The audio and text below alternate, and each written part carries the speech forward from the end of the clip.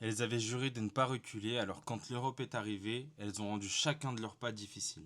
Le royaume de Dahomey, c'est 3 siècles d'histoire au sud du Bénin en Afrique de l'Ouest. Et le cœur de Dahomey, c'est Abomey, qui se trouve sur un plateau à une centaine de kilomètres du golfe de Guinée, plus précisément entre les rivières Koufou et Zou. Abomey commande l'intérieur et Ouida sur la côte des esclaves contrôle la mer. Le royaume de Dahomey était déjà un état centralisé et très avancé. Il y avait déjà un système d'impôts, une armée, des palais royaux et même des traces écrites de leur histoire sculptées sur des palais. L'armée de ce pays était composée uniquement de femmes, et les Européens les appelaient les Amazones, alors qu'elles s'appelaient les Agodji. Elles combattaient au corps à corps avec des lames, au tir avec des fusils, au rythme des tambours, sans jamais s'arrêter. Sous le roi Ghezo, l'armée connaît un développement énorme avec un recrutement intensif. Et ensuite, sous le roi Glélé, leur réputation se construit et devient une terreur organisée. Les Agodji sont la garde d'élite du royaume et le symbole de l'État. La richesse de Dahomey repose principalement sur le commerce d'esclaves dans l'Atlantique.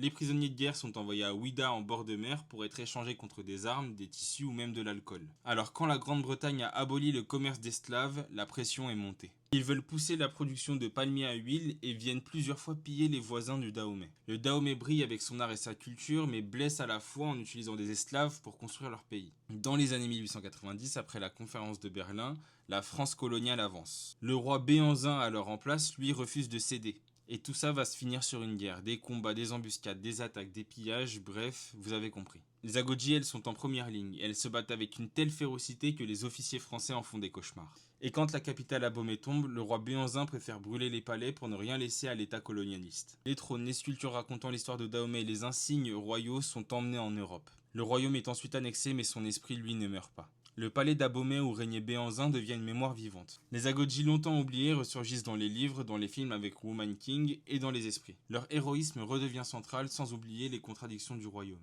Et aujourd'hui des trésors reviennent et le Bénin raconte son histoire tout entière. Pacifier signifiait raser, résister signifiait se souvenir.